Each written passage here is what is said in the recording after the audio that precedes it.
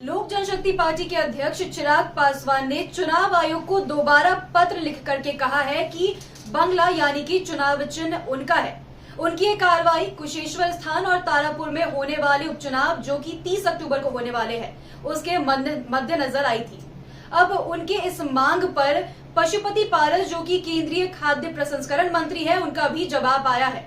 उन्होंने कहा है कि असली लोजपा उनका है और बंगला यानी कि चुनाव चिन्ह भी।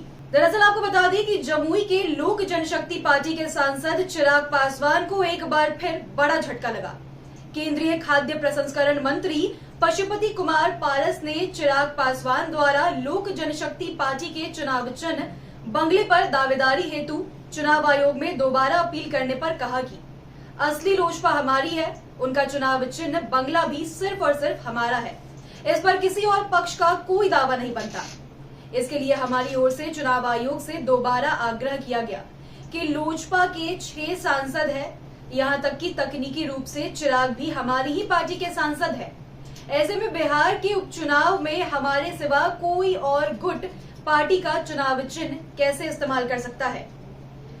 लोजपा के अध्यक्ष पारस ने बताया कि लोकसभा अध्यक्ष ओम बिरला ने संवैधानिक रूप से लोजपा संसदीय दल के नेता के रूप में मुझे मान्यता दी है। यहाँ तक कि चिराग पासवान को भी हमारी पार्टी का ही सांसद करार दिया। बाकायदा इसकी चिट्ठी मिली हुई है। लोजपा कोटे से मैं केंद्र सरकार में मंत्री हूँ।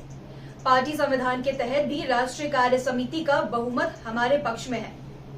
आपको बता दें कि हाल ही में लोजपा में बड़ी टूट हुई थी। पार्टी के 6 सांसदों में से 5 से पशुपति कुमार पारस को अपना नेता मान लिया था। इसके बाद से ही चिराग लोजपा पर अपना दावा कर रहे थे। बिहार को 2 विधानसभा सीटों पर होने वाले उपचुनाव पर भी चिराग पासवान ने दावा कर दिया था।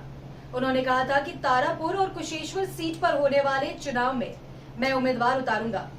पत्रकारों के ये पूछने पर कि क्या लोजपा आपकी है, इस पर उन्होंने कहा कि इस पर कोई विवाद नहीं, चाहे तो जाकर चुनाव आयोग से पूछ ले। अब पशुपति पारस के इस दावे के बाद चिराग पासवान अब चुनाव आयोग के पास जाकर क्या कुछ कहेंगे, ये देखना दिलचस्प होगा। दरअसल आपको बता दें कि 2020 के विधानसभा चुनाव में चिराग पासवान ने स्वतंत्र रूप से चुनाव लड़ने के लिए एनडीए से नाता तोड़ लिया था, लेकिन पार्टी ने खराब प्रदर्शन करते हुए सिर्फ 1 सीट जीती और जीतने वाला उम्मीदवार भी जल्द ही सत्तारूढ़ जनता दल यूनाइटेड में शामिल हो गए।